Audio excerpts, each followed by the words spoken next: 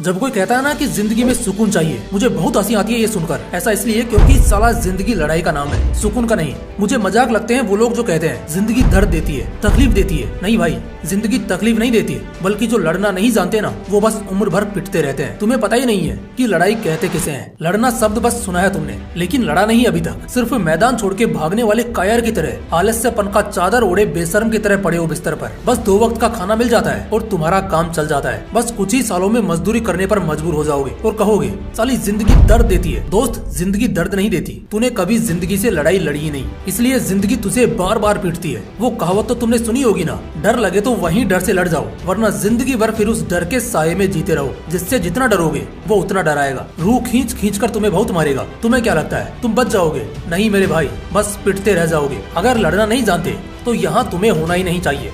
शायद तुम्हें खुद मालूम नहीं तुम जंग के किस मैदान में कदम रख चुके हो। ऐसे मैदान में जहाँ से तुम कभी भी लौट नहीं पाओगे।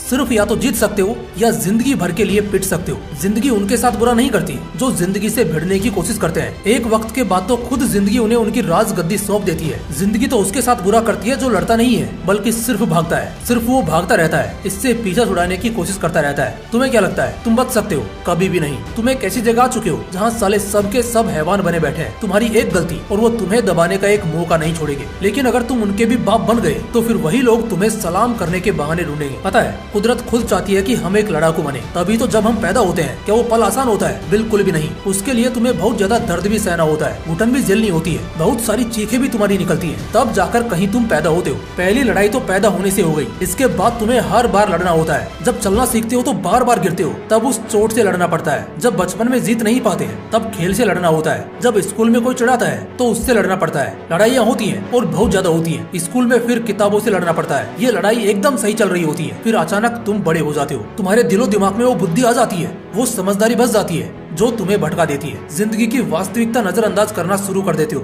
तुम्हें यही लगने लगता है कि अब आराम ही सब कुछ है। तुम बहाने बनाने लगते हो, अपने लिए नए नए डिस्ट्रैक्शन के सोर्सेज खोजने लगते हो। इंसान जहाँ समझदार हो जाता है और अगर उसे ऐसा लगता है कि बिना कुछ किए भी अगर पेट पल रहा है तो वहाँ वो अपना असली रंग दिखाई देता है, कामचोर बन जाता है, अपना वजूद भूल जाता है, अपना अस्तित्व मिटा देता है। लेकिन पता है इन सब में सबसे कमाल की बात क्या है और सबसे बड़ा जोक भी है, और वो है कि यही इंसान जैसे ही एक उम्र आगे निकलता है, बाप बनता है, तो दोबारा उसके अंदर का लड़ाकू जाग जाता है। लेकिन थोड़ा अलग तरह से। इसमें वो बाप बनने के बाद सिर्फ पिटता है, बल्कि कभी लड़ नहीं पाता। जिंदगी को अब वो वैसे टक्कर नहीं दे सकता जैसे बाप बनने से पहले दे सकता था। जिंदगी अब हर दिन रुलाएगी उसे। जब उसके बीवी बच्चों के लिए रहने के लिए अच्छा घर नहीं होगा तब वो रोएगा। जब बेटे को अच्छे स्कूल में नहीं भेज पाएगा तब वो रोएगा। जब बच्चे किसी चीज की जिद करेंगे और उन्हें नहीं दिला पाएगा तब वो रोएगा। हर बार रोएगा। जिंदगी के उन दिनों में जब असलियत में लड़ाई करनी थी, वहाँ क्यों खाली बैठे रहे, गेम खेलते रहे, लड़कीबाजी करते रहे? तो अब कहाँ से अक्ल आएगी? मेरे भाई, चाहे तुम मेरी बातों को मानो या फिर नजरअंदाज कर दो, लेकिन जिंदगी का सच कभी नहीं बदलने वाला, और वो है कि तुम्हें मरते दम तक लड़ते रहना होगा। हाँ बिल्कुल,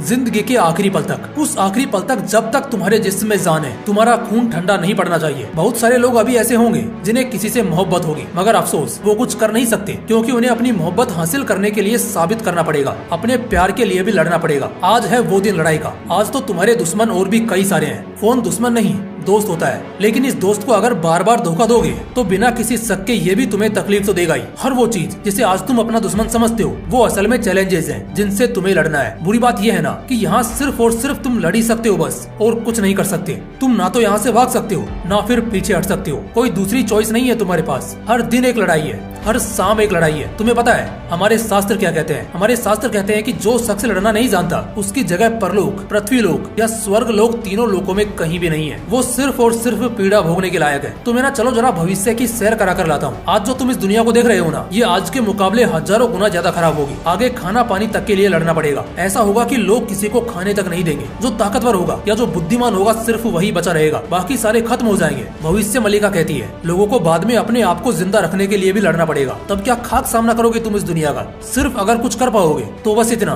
कि जुल्म झेल पाओगे। कोई देश गुलामी में क्यों जाता है? सिर्फ इसलिए क्योंकि जब पहला वार होता है उस वार को वो सह लेता है और जवाब नहीं देता। दुश्मन के लिए ये एक आमंत्रण होता है कि आ जाओ भाई और हम पर कब्जा कर लो। हर इंसान लड़ाकू बनकर ही पैदा हुआ होता है, लेकिन पता नहीं क्यों एक उम्र के बाद डरना शुरू कर देता है। उसे डर लगने लगता है, चलो कोई बात नहीं, जिंदगी है, कोई कहीं बिगड़ रहा है तो वहीं कोई कहीं सुधर रहा होता है, देर से ही सही, लेकिन हर इंसान कहीं ना कहीं लड़ना तो सीख ही जाता है। लेकिन मैं पूछता हूँ, जो इतना देर से सीखोगे तो फिर क्या ही फायदा जब पहले इतना टूट जाओगे। इसलिए आज के इस वीडियो में मैं बात करने वाला हूँ 4 ऐसे तरीकों की जिससे जो लड़ाकू तुम्हारे अंदर मर चुका है ना, वो दोबारा जन्म लेगा। इसमें बिल्कुल भी कोई दो राय है ही नहीं, बस उस योद्धा को पहचानने की देर है। तरीका नंबर 1, अपनी औकात जानो और उन लोगों के बारे में सोचो जो तुम्हें तंग करते हैं। जब तुम्हें पता चलेगा ना कि तुम्हारी औकात क्या है असलियत में, लोगों की नजरों में तुम कहाँ पे हो, या फिर कोई तुम्हें किस तरह ट्रीट करता है, अगर मेरे भाई इतना भी जान लिया ना तो मैं शर्त लगाकर कह सकता हूँ अपने आप तुम्हारे अंदर आग लगेगी ही लगेगी। तरीका नंबर 2, अपने अंदर इच्छा पालो। अपने अंदर एक पहाड़ जैसी इच्छा को पालना सीखो। एक ऐसी इच्छा जो पूरी होनी ही चाहिए, ऐसी इच्छा शक्ति जिसका कोई अंत ना हो, वो तुम्हारे वश में भी ना रहे। इच्छा पालो अमीर होने की, इच्छा पालो बहुत पैसे कमाने की, इच्छा पालो लाइफ में सबसे आगे निकलने की, इच्छा पालो दुश्मनों की बैंड बजाने की। कोई लड़ना इसलिए भी नहीं चाहता क्योंकि लोगों के मन से इच्छाओं की समाप्ति हो चुकी है। इच्छाएं जहाँ खत्म हो जाएंगी वहाँ मेहनत करने तक का मन नहीं करेगा। इसलिए अपने अंदर की इच्छाओं को बढ़ाओ और इतना ज्यादा बढ़ाओ कि वो तुम्हें मजबूर करे कुछ बनने के लिए, हालातों से लड़ने के लिए। तरीका नंबर 3,